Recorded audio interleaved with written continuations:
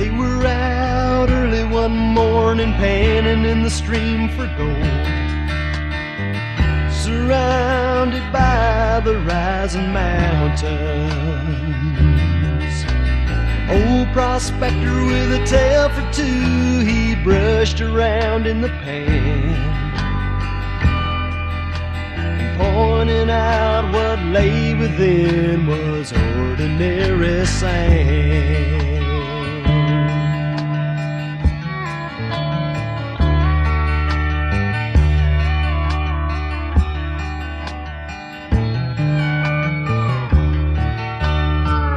He began with a story about 20 years before,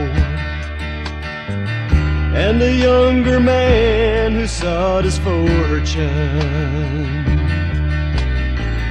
With a tear or two he told of searching for his treasure,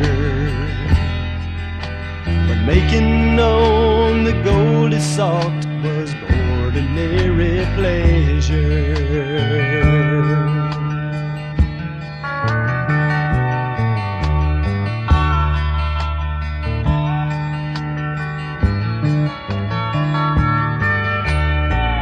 There were years of doing without, and there were years of plenty. I started thinking that life was never steady, excepting when the bills came in and I had no money to pay. Whiskey had never tasted better ordinarily.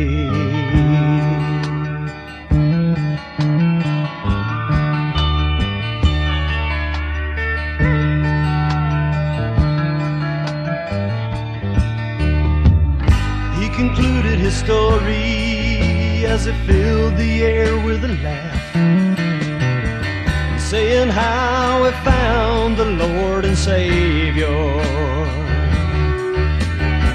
and how he found the river of life by which his day unfolds,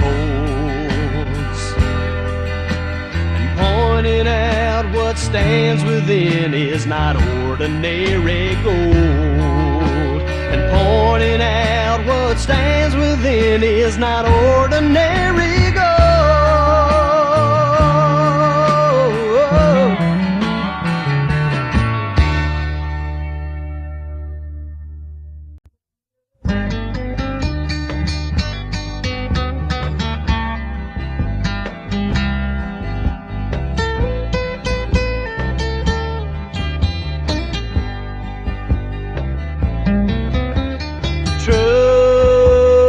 Trust in God,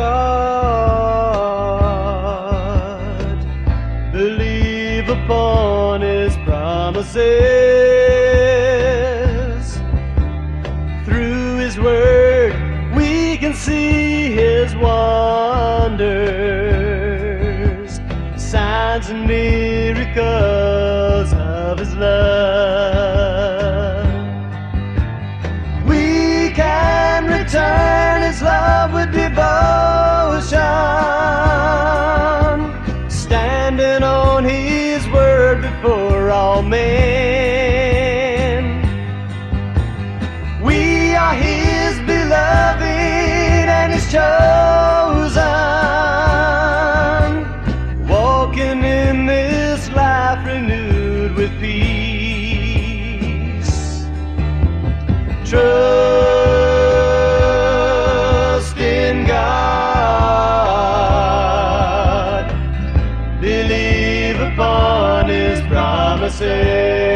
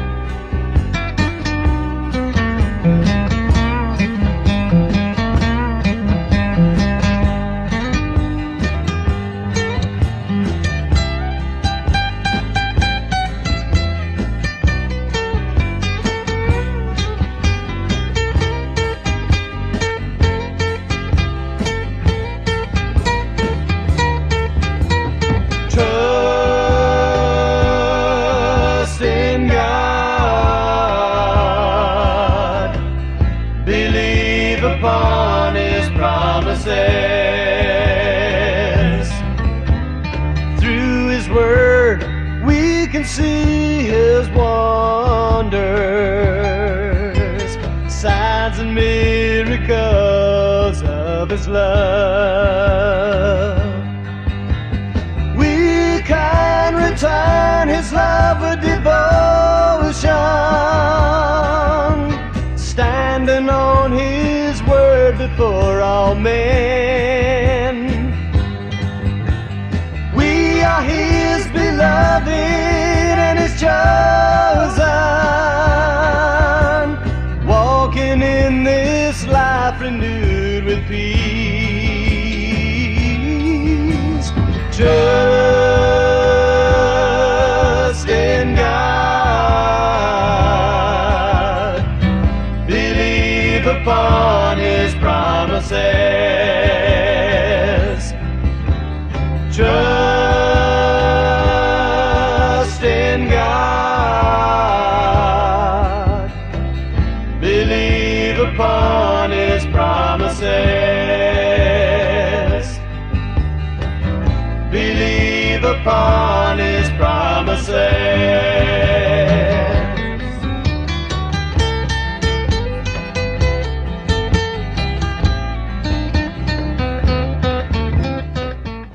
All right, welcome. I'm Mark Wallace. This is True North Studio, and today the title is The Spirit of Fear. And my first lesson on handling fear was when I was maybe 14. My oldest brother had just got his driver's license and he misjudged a turn and put a long, ragged dent in the left side of our family red and white 1961 Volkswagen van. The other 5 of us Wallace kids anticipated that what Brett's punishment was going to be. Grounded for a week, pay for all damages, or the worst, sentenced to hard labor in the backyard with Grandma D. Now, my mom shocked us all when she told him to jump back in the van and drive around for a while, alone. Now, my pea-sized, red-headed brain was perplexed, confused, and baffled, so I asked her why. And she told me something I'll never forget. She said, "I don't want him to build up a fear, so I made him jump back in the van and drive." Mom's answer to fear was to jump back in and drive.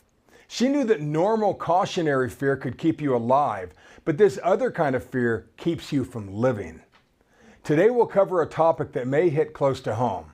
We're going to talk specifically about the spirit of fear, more aptly called the spirit of timidity.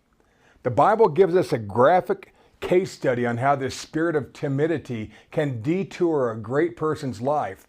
It also gives us a few suggestions on how to deal with it.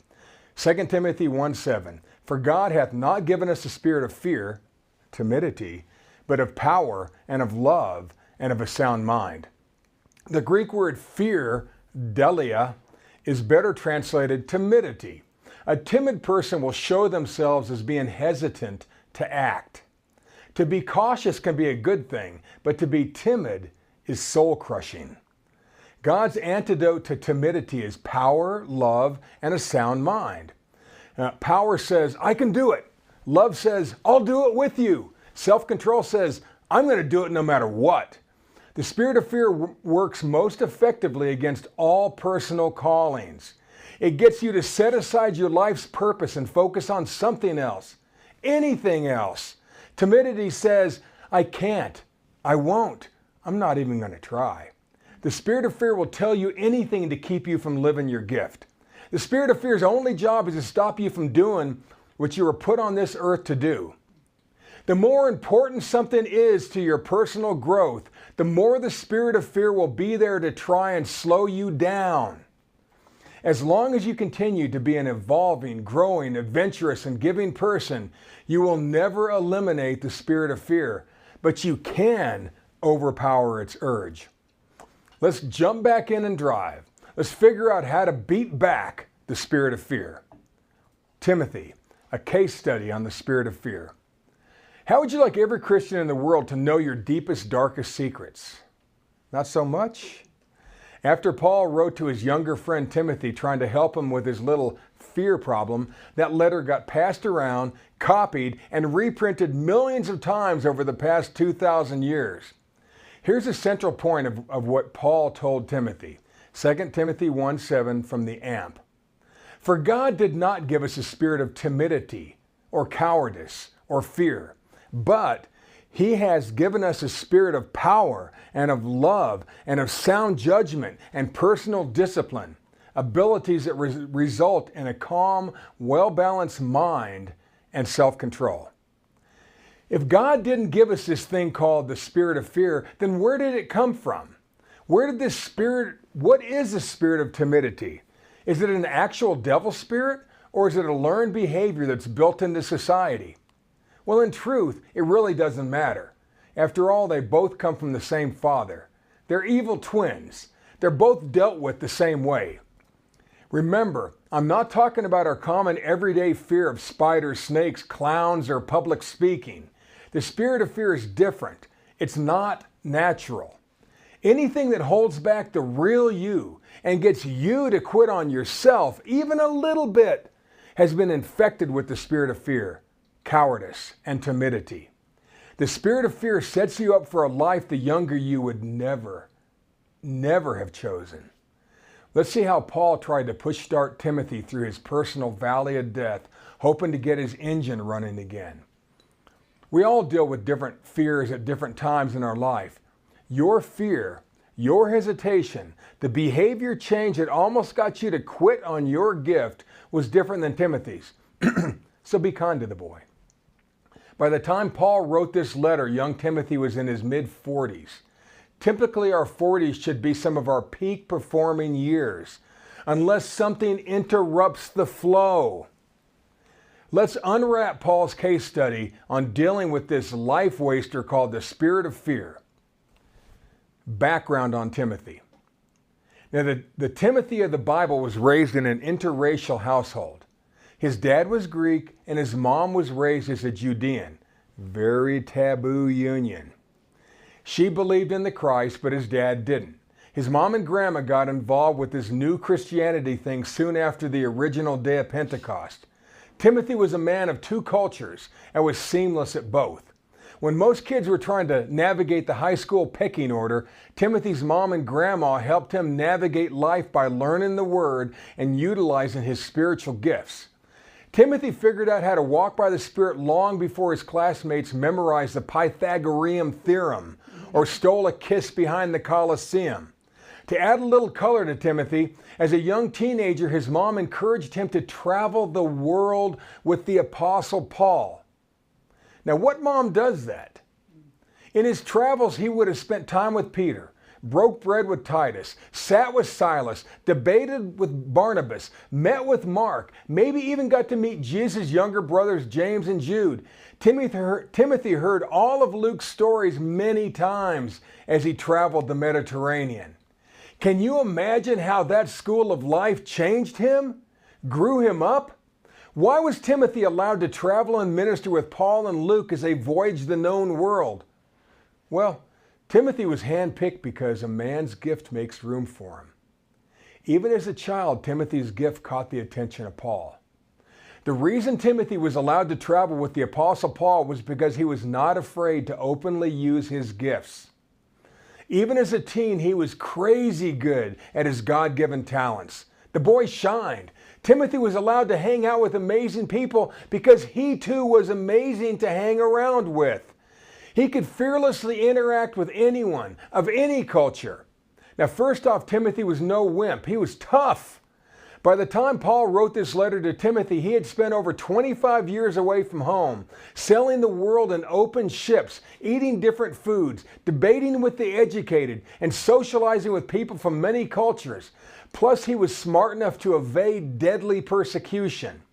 Think of Timothy as a cross between the adventure-seeking Indiana Jones with the swashbuckling confidence of Captain Jack Sparrow, all the while flashing the radiant smile and bulging muscles of Dwayne "The Rock" Johnson. Timothy was a badass with heart. Like Luke, a trained physician who also traveled with Paul, Timothy also donated his time and life and youth to spreading the gospel, traveling the world, and utilizing his gifts. By the time 2 Timothy was written, Timothy had voyaged with Paul for maybe 25 years, a full career. Paul would now have been in his mid-60s. Timothy was in his 40s. But there's no mention of a wife. kids or grandkids. He probably didn't own any property, had no retirement plan, and left no legacy. Now here's where the plot thickens. Like many of you ministers, artists, musicians, teachers, doctors, stay-home moms, first responders, and military men and women, Timothy gave it all. He gave it all for the cause. He literally gave his earning years in service to God and others until he didn't. Something happened in Timothy's massive heart that froze him. Paul noticed how the spirit of fear had been working Timothy until he finally quit on his calling. But don't be too hard on Timothy. We've all succumbed to that siren's call a time or two. I sure have. We just need to find our way out. There's always a way. That's a little background on Timothy. Now, Timothy's secret fear. Now let's analyze Timothy's introduction to this spirit of fear. Now remember what triggered his presentation of the spirit of cowardice may be different than yours. The trick that allowed the spirit of fear to slowly wear down Timothy was shame. Shame. Paul recognized it, and the devil capitalized on it. Now again, I need to remind you, this spirit of fear is not the scaredy cat kind of fear. It's something simpler, deeper, more individual. It has many layers. Paul quickly unwraps Timothy's shame. 2 Timothy 1:8. Be not thou therefore ashamed of the testimony, the life of our Lord, nor of me his prisoner. It's hard to believe, but Timothy became ashamed of both Paul and Jesus Christ. What happened to him? What happened to him? For almost 3 decades, he'd been a faithful powerhouse and workhorse. Paul leans over the counter and says, Timothy, how about let's find a way to not feel so ashamed of the Christ and of me? Here's how. Verse 8 continued, but be thou partaker of the afflictions of the gospel according to the power of God. There's our jump back in. There's our jump back in and drive. Let's figure a way out. Let's figure out a way to not be so ashamed of me and the Christ. And for God's sake, get back in the fight, Timothy. Timothy was ashamed of 2 basic things. 1, he was ashamed of Paul. And 2, somehow he became ashamed of Jesus Christ. Jesus Christ. Being ashamed of Paul was easy because Paul was in prison again. But being ashamed of the testimony of our Lord is being ashamed about the life and accomplishments of the Christ. Are you shocked? To explain, has society ever got you to change your mind about someone or something you once really believed in? Has social media ever told you that mentioning the Christ was no longer cool? Jesus was so last week. Has a college professor ever challenged your beliefs? If you've ever compromised your belief system just to fit in, you've been targeted by the spirit of fear. To understand Timothy's hesitation and trepidation, we need to understand the culture and the times in which he lived. It'll make sense. In less than 35 years, this brand new thing called Christianity had spread around the entire Mediterranean Sea and across the entire Roman Empire at lightning speed. Christianity had gone viral. Timothy had been a big part of it. But society was beginning to turn on Christians. At first, the word spread because Christians were excited. But the societal discrimination against Christianity was now growing. By 60 AD, it had become open season on Christianity. The Romans started attacking the believers with a vengeance unparalleled in modern times. To stand out in first century Roman culture was inviting trouble. And did Timothy ever stand out? At that time, it became popular to call Christians cannibals because they talked all the time about the benefits of Christ's broken body and his shed blood. Today, it's just called communion. The Romans knew the Christians weren't really cannibals, but that label did get new Christians to shut up at a party. Ever been at a party with a brand new excited Christian? I was once that new Christian. I spoke the word so much at gatherings that my loving Grandma Dee scolded me to take what Jesus said and fling it. Plus my older brother Brett teased me incessantly about speaking in tongues. They liked me the way I was. To further put Christians on their heels and to add insult to injury, the Greeks and Romans spread rumors that Christians' daily get-togethers, their love feast, was some type of sex cult. Now, isn't that what the townies still whisper about that secretive religious group with its gated compound in your area? Sure. By 60 AD, being called a Christian was becoming a schoolyard joke and dangerous. Everyone began to attack man, woman, and child. These embarrassing rumors were the spirit of fear's early attempts at silencing Christians, getting them to second-guess themselves, much like our media does today. Christians became ashamed and even scared of being Christians. Being noticed is not always a good idea around the people who conquered the world. The Romans hated anything or anyone who was different. Now, the Romans weren't racist as we think of racism. They didn't care about the color of your skin or the backwater country you came from. As long as you dressed, ate, spoke, thought, followed the rules, and believed like they did, you were just fine. Now, this was hard for the early Christians. At first, they didn't play well with pagans in power, but with constant social pressure, they began to give in. Now, I know a Christian couple who escaped from Iran a few years ago, and their families told them that they were too bold in their beliefs and that they would be killed if they didn't leave. I asked if their parents were Christians, and the husband said yes, but in order to survive in Iran, they must act like Muslims. He said his parents are now half Christian and half Muslim in their beliefs. Christian behavior was just weird to the Romans. Weird. The Emperor Nero even went so far as calling the followers of Christ non-humans and haters of humanity. This tactic is called dehumanization. Every politician knows it's easy to attack a monster. Now, just for fun at outdoor parties, the emperor may have Christians slathered in tar and set on fire to become running, screaming light shows with flaming jazz hands. At other times, Nero would have Christians bound in freshly slaughtered animal hides while he and his party sipped a nice vintage of wine. They would watch in glee as the packs of feral dogs would sniff them out, surround them, and tear the Christians limb from limb. It's hard for us to imagine a blood sport going that far, but it has, can, and will again if we let the spirit of fear have its way. But what brought the greatest applause from the bloodthirsty Roman fans was a warm-up act just before the gladiators entered the arena. They would chain an unarmed Christian or some other non-human criminal to a post or a huge stone and then release starving lions or some other hungry beast into the stadium. I once saw such an arena when we visited Pompeii, Italy. In the center of the 2,600-year-old amphitheater was a huge stone buried flush with the ground, and the massive rock had a single metal ring sticking out of its midpoint. And I asked my tour guide what it was for. And never looking up from her cell phone, she said in her bored, monotone, broken English, "This is where they would chain up Christians for the lions to eat before the gladiators came out." Yawn. Timothy was raised in that desensitized culture and bloody culture.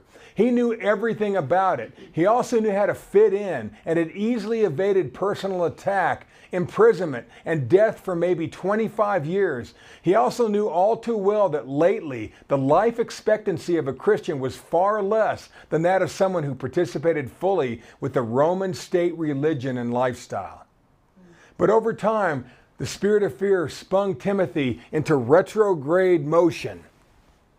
Timothy's slow, debilitating shame will make more sense to you when you realize that one of the things that intensifies what we now know as PTSD is shame. It is said that there is no mental or emotional issue that is not exacerbated by shame. Do you think Timothy was slightly traumatized by what he saw and had to avoid for over 25 years? What about his Christian friends that had been brutalized and killed right in front of him? What about all those years you lived on the edge? Do you really want to repeat them? But I'll bet those were some of your greatest learning years ever.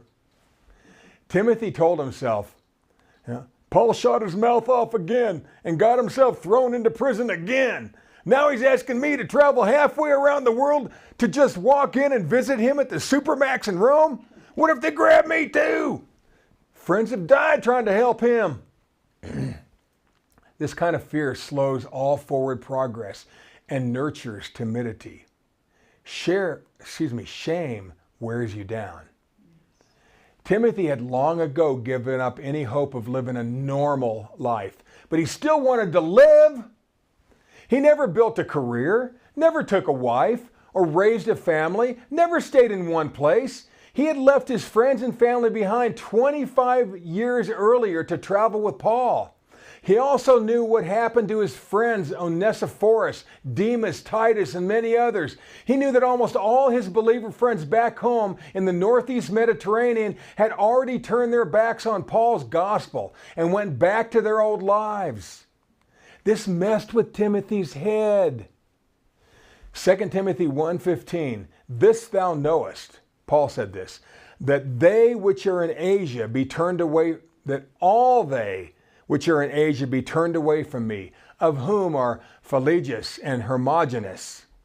2 Timothy 4:10, Paul also adds, for Demas hath forsaken me, having loved this present world, and is departed unto Thessalonica, Crescens to Galatia, Titus to Dalmatia. Didn't Paul write a letter to Titus too? The weight of the world, the Roman threat, dangerous politics, and most of his friends leaving Paul's traveling ministry show was a secret burden of shame that weighed Timothy down like a millstone. And he felt every pound of it. Being ashamed of Christianity was a spiritual cancer in 65 AD. This being ashamed of Jesus Christ and Paul was how the spirit of fear froze Timothy and many others. Also, the debilitating shame of giving up on his own calling stopped Timothy and shut down his personal ministries. He was torn. This is the way of the spirit of fear. The second use of shame. In the second verse on shame, Paul takes another swing. This time he handles the being ashamed of Christ piece. Paul lets Timothy and us know there was no way in hell he was going to let shame stop him. Sure, the shame of being a Christian was a real temptation in 65 AD, but Paul found a way to live above the spirit of fear. Paul forced himself to remember that he held the gift ministries of an apostle, evangelist, and teacher, 1 Timothy 2:7. That was Paul's why he existed. 2 Timothy 1:12, for the which cause, or because of what Christ made me, I also suffer these things. Nevertheless, I am not, absolutely not ashamed, for I know whom I have believed, and I am persuaded, I am 100% certain that he is able to keep or to watch over that which I have committed unto him against that day.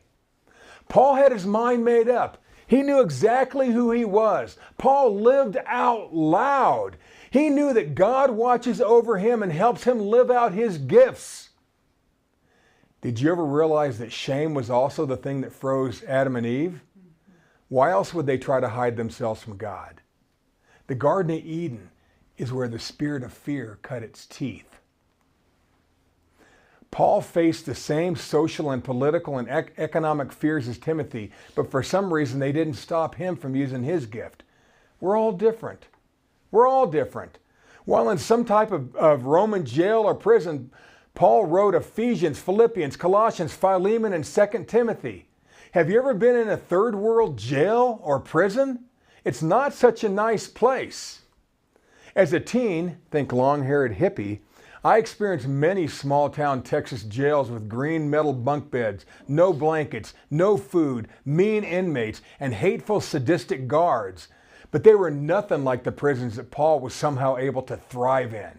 I can't imagine trying to write a letter, much less an epistle while in one of those places. What stops one person doesn't always affect another.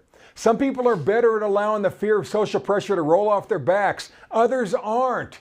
You all know the bullies that troll social media affect some people today, and it can be deadly. The real question is, do you know what stops you from doing you? That's how we obviate the spirit of fear. Anything that stops you from being the best you possible is always the spirit of fear, directly or indirectly. We wrestle not against flesh and blood, right? Ephesians 6:12. Other things wore Paul down, but not shame. Not shame. I'm not as tough as Paul, but I have my good points.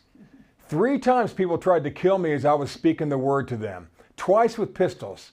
Even while the cold steel bruised my ribs, it didn't stop me from speaking the word to them before I snatched the gun from them. I'm weirdly stupid that way, but other things stop me.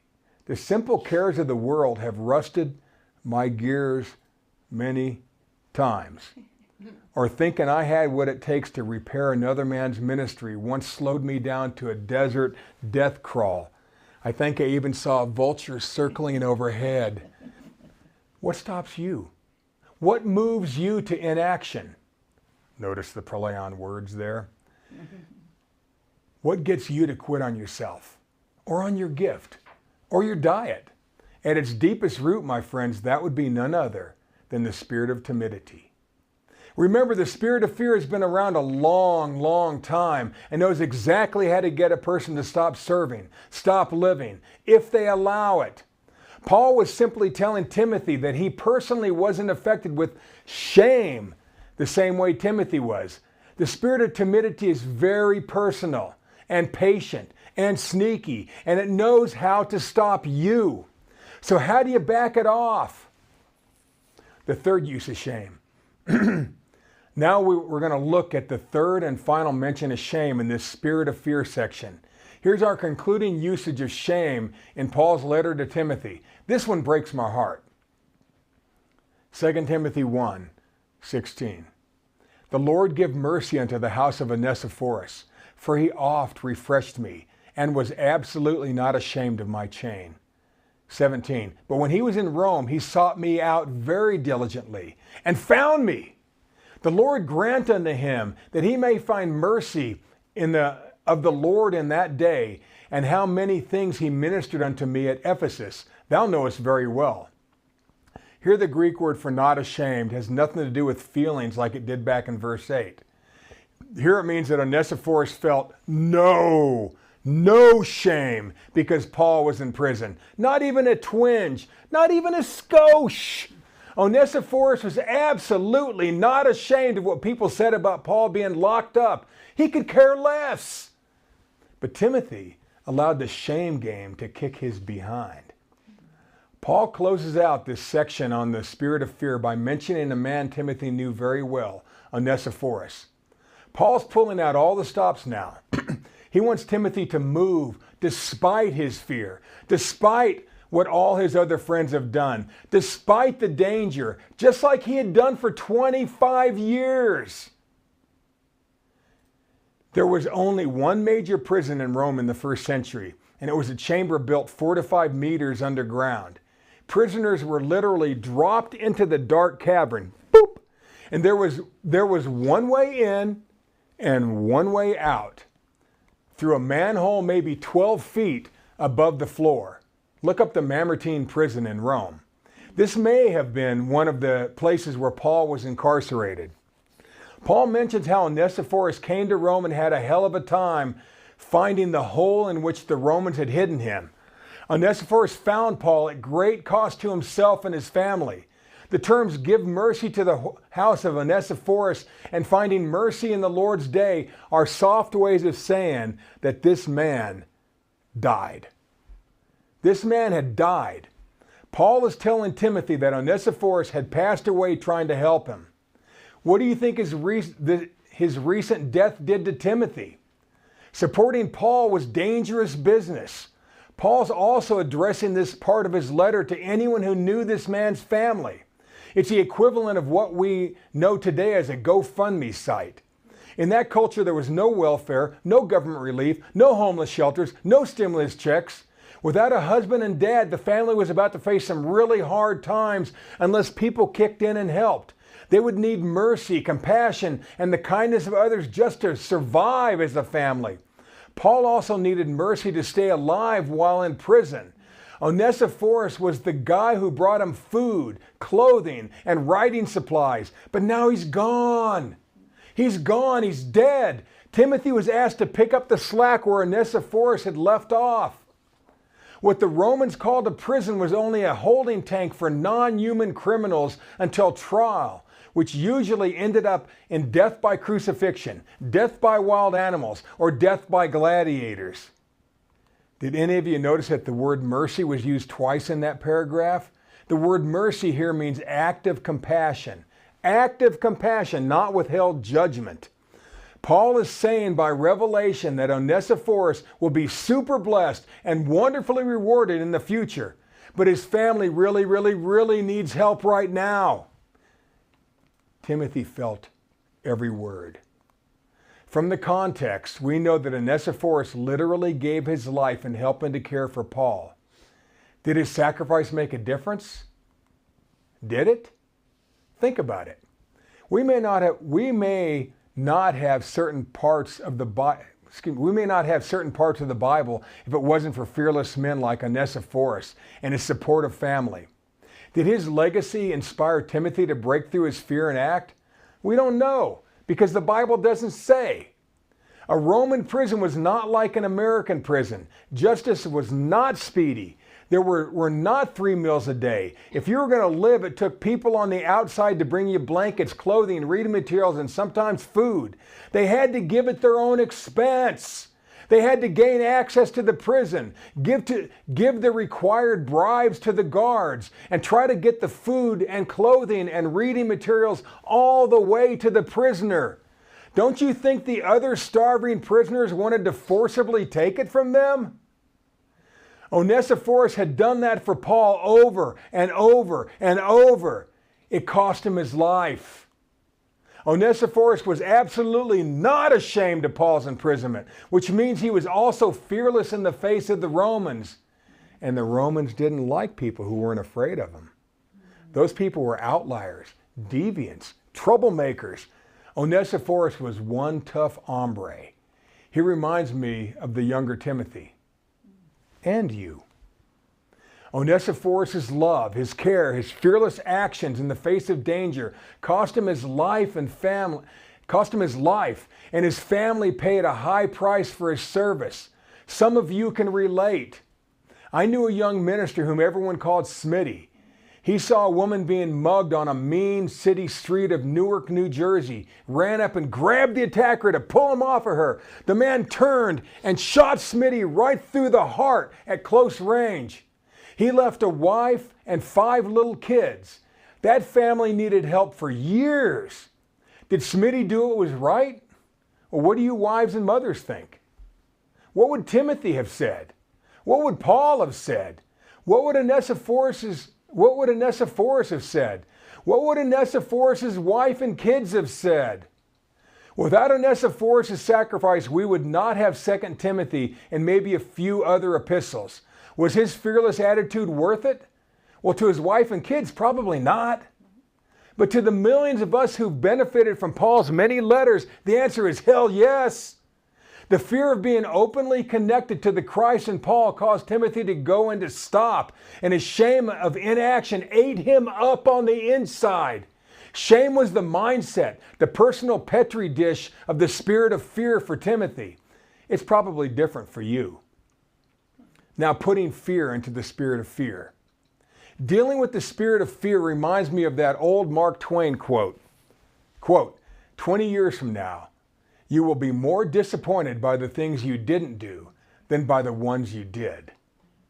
Isn't that what haunts you? Isn't that what haunts you? The things you didn't do? Your unfinished dreams? The things you were too afraid to do or say? The fear of persecution, fear of death, and fear of what others were saying about Paul and Jesus caused Timothy to rethink his relationship with both of them. Then the shame of inaction just shut him down. How could one of the toughest men on earth, Timothy, have allowed this? Well, knowing what to do and not doing it is the very essence of the spirit of timidity. All 12 of the apostles have been shut down by this exact same spirit of timidity early in Jesus' ministry. Mark 4:37. And there arose a great storm of wind, and the waves beat into the ship so that it was now full of water and sinking. 38. And he, Jesus, was in the hinder part of the ship, asleep on a pillow. And they awake him and say unto him, Master, carest not that we perish? Well, they tried to blame their inaction on Jesus, but he exposed the spirit of timidity. 39. And he arose and rebuked the wind and said unto the sea, Peace, be still. And the wind ceased, and there was great calm. 40. And he said unto them, Why are ye so fearful? Now that's our word in the Greek, timid. That's our word, timid. The word fearful is our word, timid. How is it that ye have no faith? Jesus really wanted Peter and the boys to calm the storm on their own and not expect him to come to the rescue. He knew they were able, but the apostles deflected when they should have acted. Jesus knew that being too timid to act, combined with a lack of faith, and then blaming others for your own failures, are the early indicators of the spirit of fear. Plus, Jesus knew that the spirit of timidity will shut down a man's ministry. This spirit of timidity is very common among leaders. The spirit of fear will use them until they are no longer useful, and then throw them away. Haven't we all seen the rise and fall of political and religious leaders? That's why. How do we notice it if we're being worked by the spirit of timidity? Well, first ask yourself, what keeps me from doing what I should be doing? What keeps wasting my time? What keeps distracting me from what's important? Am I living up to my potential at home or work? A negative answer to any of those questions means you're probably dealing with the spirit of fear. It doesn't mean that you're opening up to that spirit. It means you're being worked. But if you can't detect it just yet, then attack your small time wasters. Maybe reduce your social media. Clean your desk. Get rid of things you don't need in your closet or garage. Block that website. You know which one. Start walking. Move your body. Drink more water. Hold doors open for others. Start taking action on little things and you're going to begin to see what's in your path. Maybe set a timer on your watch and see how much you could get done in 5 minutes. Now, my wife hates this one, but I use it. The big key is to just keep showing up every day to work. Show up every day to work out, to write, or to make your calls. Just keep showing up every day. Get your work done. While on a cross-country trip with my family when I was 9 years old, my grandfather Mann, a VP at General Electric, took me aside and told me to never touch a piece of paper twice. I was 9. I didn't have any bills. And I'd never even received a letter at that point. But I remember his lesson. Handle something now and you'll never have to touch it again. As you get better at dealing with life's little distractions, then get yourself back into the Word a bit more every day. Pray a bit more. Speak in tongues a bit more. Love people a bit more. Eventually you'll find an avenue of service that fits with your amazing new lifestyle. It's out there. It's okay to start small and grow. Those of you who have been ministers, just keep showing up for people. Keep showing up for people. These small acts can help you begin to track down the spirit of timidity so you can be the person you're designed to be and do what you were put on earth to do. Mark Twain used sarcasm to help people notice their unlived lives when he said, quote, never put off until tomorrow what you can do the day after tomorrow. Classic spirit of fear move. Sadly, it's usually not easy to take a stand against yourself. We all have too many well-rehearsed reasons and well-believed excuses. The spirit of fear attacks our belief system. Galatians 5:17 from The Voice, for everything the flesh desires goes against the spirit, and everything the spirit desires goes against the flesh. There's a constant battle raging between them that prevents you from doing the good you want to do. This is that constant battle that rages inside of you. The spirit of timidity is expert at keeping us away from the things we really should be doing. The spirit of fear may seem cute, but it has teeth. When I was a kid living on Sheppard Air Force Base, the housing area had no fences. One yard flowed into another. If people wanted a dog, it had to be chained up to the silver metal clothesline out back. Most dogs would run up to us and let us pet them, all except one. We had to pass by this one crazy mean dog every day on the way to school. And it was scary. It was as scary as it was entertaining. He would run at us barking, teeth showing, salivating, and hit the end of his chain while flying through the air. Chink. This beast would do it again and again, chink, chink, until we were out of its zone. One day my friend Ricky figured out how close he could stand to the dog before the chain tightened and jerked the beast back to the ground.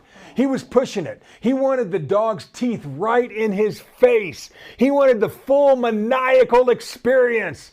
Little did he know that one of the chain links was wearing thin. That day the chain snapped and Ricky lost a piece of his shoulder. Don't toy around with the spirit of fear. You'll eventually get bit. Learn to detect it as early as you can. It'll start off looking like a distraction or excuses, followed by blaming others until it begins to freeze you, change you, stop you from being you. The spirit of timidity has ruined more Christian lives than anything in history. It gets you to trade your calling for something else, anything else. The spirit of fear whispers, "Let's wait. You really shouldn't. And what are others going to say?" Changing little habits in your life is how you begin to beat the life-wasting spirit of timidity. God won't make you walk with miraculous power. He won't love people for you, nor will He make you get off the couch or put down your screen. We all know this. In 2 Timothy, Paul boils down his 9 fruit of the Spirit into 3 words: power, love, and self-control. Power is the strength to push past your usual limits. Power is where all miracles happen. Love is bigger than our fear. We outlove the spirit of fear. Self-control is driving our mind to keep moving when everything is telling us to stop. We just keep pushing. We outpace and outwork the spirit of timidity. Like I said in my open, power says, "I can do it." Love says, "I'll do it with you."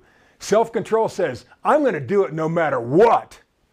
Paul was just trying to get Timothy to get back in the car and drive. That's always the cure. That's always the cure. Paul wanted Timothy to remember how he had thrived for years before he ever allowed the spirit of fear to freeze him. It's time we struck fear into the spirit of fear. Let's get back to doing what we were put on earth to do. The world needs our gift. The world needs you, the real you. As long as you continue to be an evolving, growing, adventurous, and giving person, you will never eliminate the spirit of fear, but you can learn to beat it. It'll take self-control to power through timidity and develop a love that's bigger than any fear. That's the short version on how we beat back the spirit of fear. God bless you all.